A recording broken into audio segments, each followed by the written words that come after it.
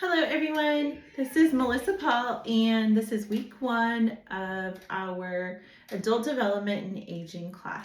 So this week I have just spent some quiet time with this week's discussion prompt, and honestly the more that I look at the identity and the context table, the more that I have realized how much of who we are is hidden really beneath the surface. And it's not just like a checklist, it's like our living story. And so I wanted to share a bit of my own story with you today and how we can use these theories and how they are helping me make sense of it. And so when I looked at it, I thought part 1 is really the layers of self. When I looked at the 17 different markers, the ones that really spoke to me on a personal level were spiritual beliefs, family structure, gender, expression, education, health, and ethnicity. And so I'm going to share a little bit about why I chose these. And so I chose them because I feel like they really are kind of like the root of my personal tree. So for example, my family structure isn't just like a fact, it is the lens through which I learned how to love, I learned how to argue, and it could go on and on. With my spiritual beliefs, those are really just like my quiet compass. I use them when things get loud, and it guides me. My education, it impacts my career, my finances, and my placement in the workforce. Gender expression, it aligns with my internal identity, with external presentation, and it promotes my mental well-being, my confidence, and my self-acceptance. So my health, it is truly the foundation for life. It's my physical, my mental, my emotional well-being that enables a higher quality of life, and it helps provide resilience against stress. So my ethnicity, this is important as it has shaped not only my identity, but it has provided belonging, giving me my life cultural roots and shared values in who I am. I think that these are the 6 most prominent for me right now because they truly provide a sense of, I guess you could say, home in a world that is constantly changing and evolving that we live in. Connecting this to Crenshaw's work in the intersectionality, I just think it's such a powerful shift in perspective, and it reminds me that we can't just fix one part of an individual or person's experience. If someone is struggling, I truly believe that it's often at the intersection of 2 or more of the markers that we learned on the chart.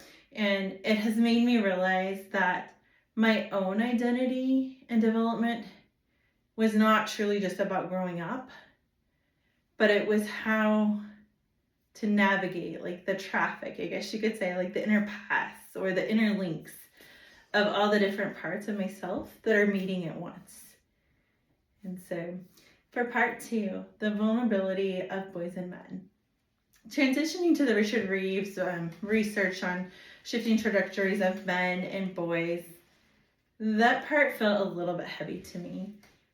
He talks about an uneasiness of self and of sense of being almost untethered.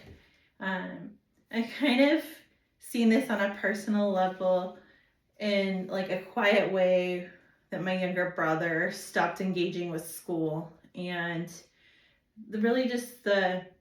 another way that I've seen it is just the lack of male mentors and leadership when I worked within the school. And even when I think back of my own education in school, predominantly the field was women. I don't think it's just about grades or money. It's about a sense of purpose.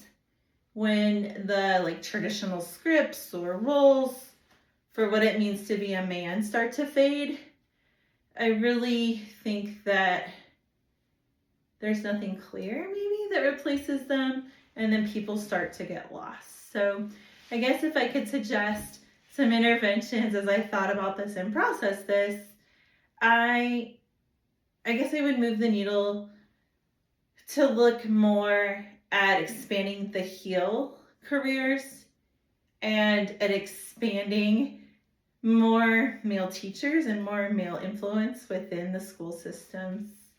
I think we need to normalize the idea that strength in men can look like caretaking, teaching, and even emotional labor. I think if we choose to change like the definition of success for boys early on, I think, I don't know, I might feel like they're like failing a test, but never asked to take that. Um, I I don't know. I could like just keep thinking on it. I really think. Um, I think young boys and men. I guess more what I'm trying to say is they may not feel like they're failing a test, but they're also feeling like they were never asked to take it. And as I conclude today, I just wanted to share that my biggest takeaway this week is that identity is a work in progress for all of us. Whether we're navigating our own intersectional layers or watching the people we love struggle with changing social roles, I think really we're all just trying to find our footing. We're trying to find our way.